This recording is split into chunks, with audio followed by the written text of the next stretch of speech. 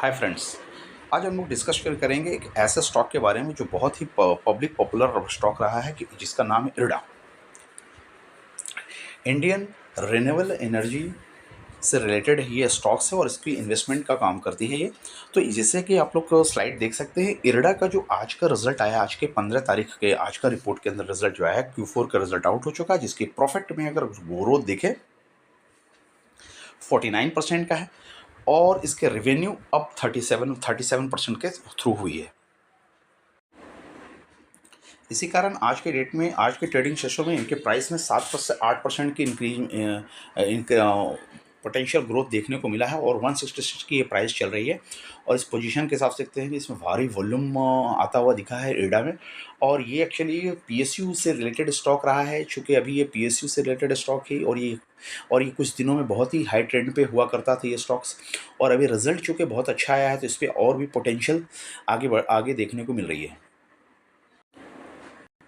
देख सकते हैं इरडा का interest income earning during this quarter actually increase दिया जाएगा 40% से इंटरेस्ट इनकम इंक्रीज हुआ है, जो कि अभी वही 1861.14 करोड़ रुपये जा चुकी है।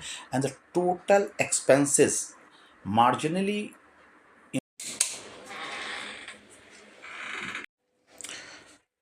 हाय फ्रेंड्स, आज हम लोग देखेंगे कि इरडा का क्वार्टरली रिजल्ट, जो कि क्वार्टरली जो 15 अप्रैल 2025 को आ चुका है आज के दिन में। और ये इरडा एक्चुअली क्या करती क्या है, ये एक इन्वेस्टमेंट एक फंड प्रोवाइड कराती है, फाइनेंसिंग एनबीएफसी है, जो कि रिन्यूएबल एनर्जी के लिए फंड प्रोवाइड कराती है और ये गवर्नमेंट की पीएसयू कंपनियां हैं। तो हम ओवरऑल इसका एनालिसिस करेंगे और देखेंगे कि जैसे कि हमने रेवेन्यू इसमें क्या आ रहा है, रेवेन्यू के हिसाब से ग्रोथ हो रही है। और पर्टिकुलर इसके अगर सेशन की बात करें, इस सेशन में इनका ग्रोथ क्या आ रहा है वो भी हम लोग रिव्यू करेंगे। तो सबसे फर्स्ट ऑफ ऑल ये देखिए, कंटेंट में हम दिखा सकते हैं आपको किस किस कंटेंट पे हम लोग बात करेंगे। फर्स्ट ऑफ ऑल हमारा ये कंटेंट है company at a glance, renewable energy, financial environment, then financial highlight, operating performance, asset quality क्या है इसकी, शेयर होल्डर आउटलुक क्या है। ये 5-6 मेन पॉइंट्स पे हम लोग बात करेंगे। तो कंपनी एट ए ग्लैंस अगर बात करें तो ये एक रिन्यूएबल एनर्जी में लोन प्रोवाइडेड कंपनी है, जो कि लोन फाइनेंस करती है और जो भी प्लेयर रिन्यूएबल में हैं उनको ये लोन फाइनेंस करवाती है। तो अब देखते हैं कि किन किस एरिया में इनका स्पेशलाइजेशन है। ये एक एनबीएफसी है, जैसा कि हमने बताया। ये 38 सालों से इनका एक्सपीरियंस है, मार्केट एक्सपीरियंस है। और ये सर्विस प्रोवाइड कराती है आरई सेक्टर को, रिन्यूएबल एनर्जी सेक्टर को। और ये गवर्नमेंट की कंपनी है, पीएसयू है। और इनका 75% गवर्नमेंट का स्टेक्स है। और ये एक नवरत्न कंपनी शेड्यूल ए कैटेगरी में आती है। इनका ट्रैक रिकॉर्ड देखें तो इनका AAA शेड्यूल है, स्लैब है किसका, क्रेडिट रेटिंग का, जो कि अच्छा माना जाएगा। एंड इनको AMU के थ्रू सिंस FY 25 में एक्सेलेंट अवार्ड दिया गया है। सकते हैं कि फाइनेंस किन को प्रोवाइड कराती है। यूँ समझ लीजिए, कोल छोड़ करके बाकी सबको ये फाइनेंस करती है। सोलर, हाइड्रो, ट्रांसमिशन को भी करती है, विंड को करती है। तो इस तरीके से ओवरऑल रेशियो देख सकते हैं। एनर्जी में fuel and battery storage system, green hydrogen, pump storage, hydro. का आउटलुक देख सकते हैं कि Indian renewable installed capacity gigawatt में ईयर ऑन ईयर बेसिस पे ये ग्राफ इम्प्रूव हो रहा है और हर जगह इनका पार्टिसिपेशन आ रहा है। जैसे टोटल देख लीजिए, ये टोटल पोजीशन है, इस हिसाब से ग्राफ इम्प्रूव हो रहा है। देखिए, फर्स्ट ऑफ ऑल ये ब्लू कलर का है, 29 सोलर का है। Then wind, hydro, biocarbon, bio energy and total amount. तो बायो एनर्जी के हिसाब से देखिए कि इम्प्रूवमेंट आपका देखिए कहाँ हो रहा है। अगर नज़र डालें कि ब्लू कलर में सोलर पीवी का भी इम्प्रूवमेंट देखिए, सबसे नीचे का बेस लाइन है जो इम्प्रूव हो रहा है 29, 36 ईयर ऑन ईयर बेसिस पे।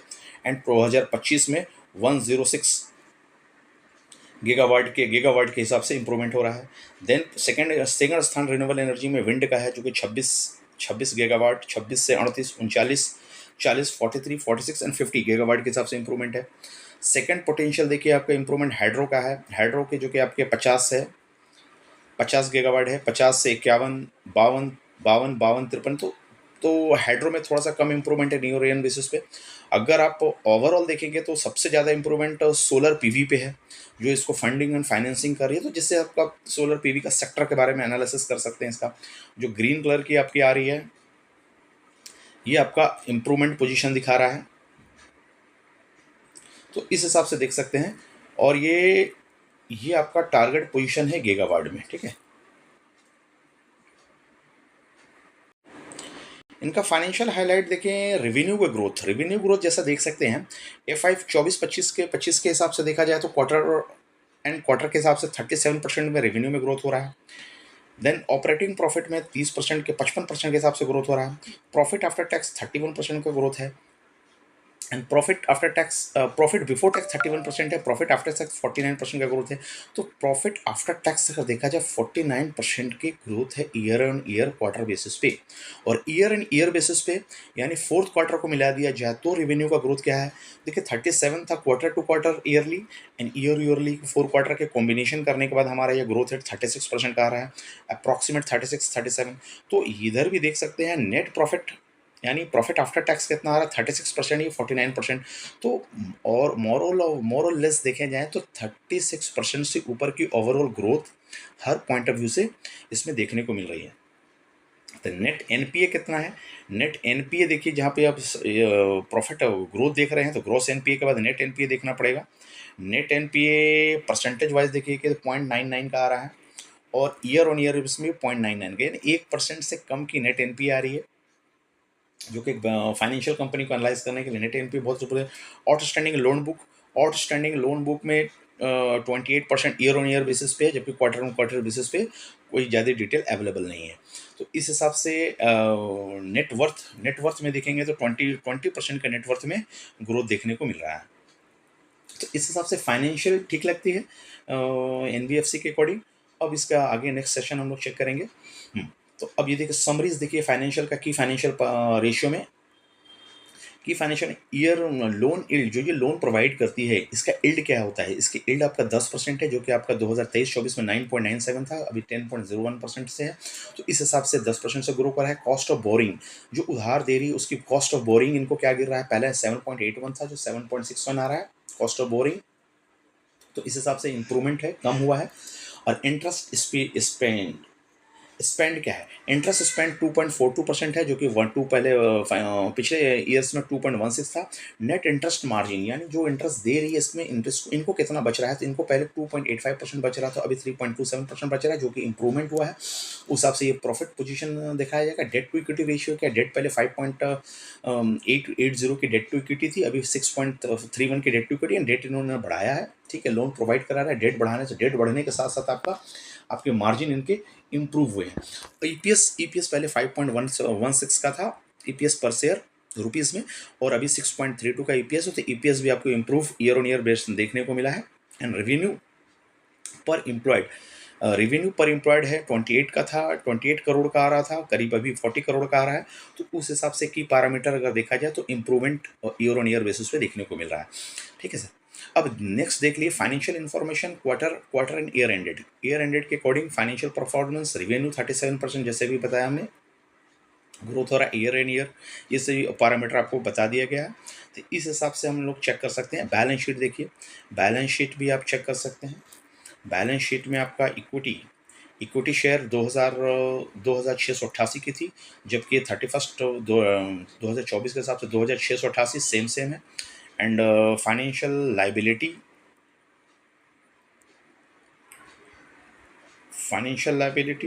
And net financial liability, total liability देख लीजिए 79,734 का था, जो कि पिछले ईयर्स हमारा था 73,264 का था।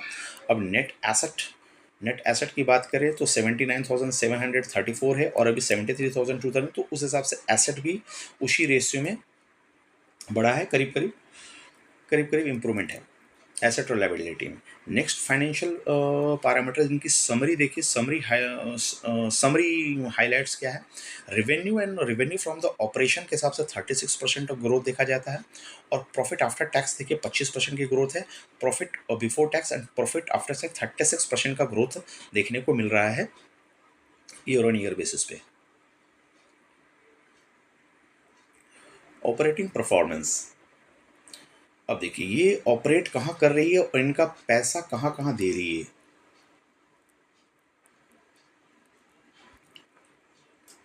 इनका जो पैसा आ रहा है सबसे पहले आपका सोलर के हिसाब से जा रहा है।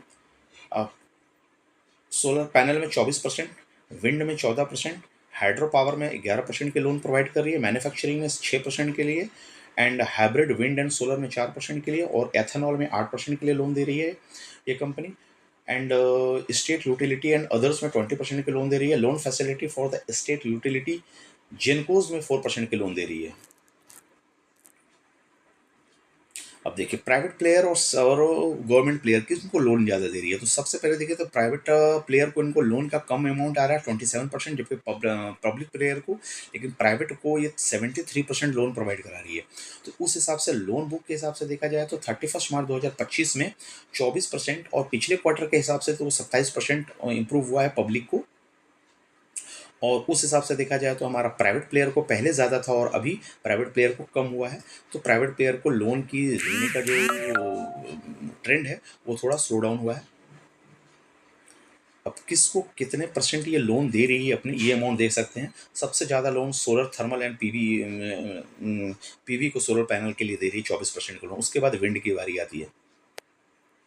तो टोटल लोन बुक अगर देखें, लोन का अमाउंट देखें, 76,282 करोड़ रुपया ये लोन ये प्रोवाइड करा रही है 31 मार्च 2025 के अकॉर्डिंग। भी किस किस स्टेट को ये लोन प्रोवाइड कर रही है, तो सबसे ज़्यादा इनकी लोन लेने वाला स्टेट है 3.30% के हिसाब से हिमाचल प्रदेश। राजस्थान सबसे ज़्यादा लोन लेने वाला देश है 16%। मध्य प्रदेश को देख सकते हैं, सबसे ज़्यादा 6.336 ले रहा है। गुजरात 8% का लोन है। महाराष्ट्र को 6% का लोन उठा रहा है। कर्नाटका 13% का लोन उठा रहा है। एंड केरला 0.57% का लोन उठा रही है। इस अराउंड देखें, उत्तर प्रदेश 1.99 का लोन उठा रहा है। एंड उत्तरांचल उत्तर प्रदेश 1.44 है। सिक्किम 2.42 है। एंड उड़ीसा 2.34 का लोन उठा रहा है। तेलंगाना 8.27 का लोन उठा रहा है। आंध्र प्रदेश 11% का, आंध्र प्रदेश में ज़्यादा लोन देखने को मिल रहा है।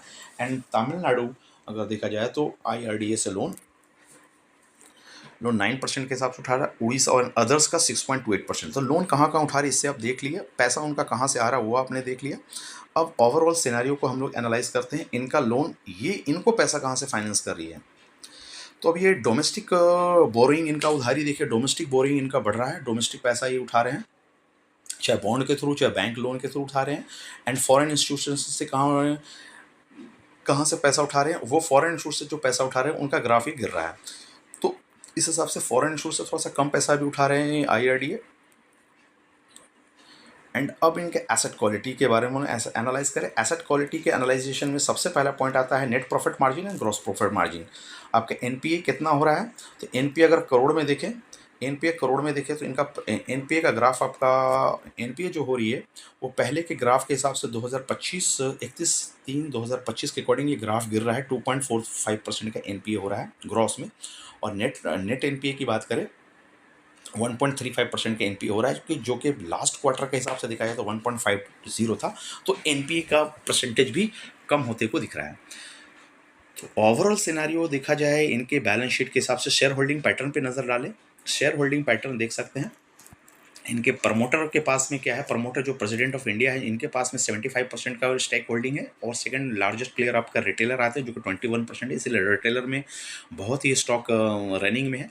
और FIs का देख सकते हैं, FIs और फॉरेन इंस्टीट्यूट का होल्डिंग 1.75% का, म्यूचुअल फंड 0.23% का है। और इंश्योरेंस कंपनियाँ 0.27% की है। और नॉन रेसिडेंशियल इन्वेस्टर 40.43% का और अदर्स 0.80% के हैं। इस तरीक़े से इनका ब्रेकअप होल्डिंग्स का है।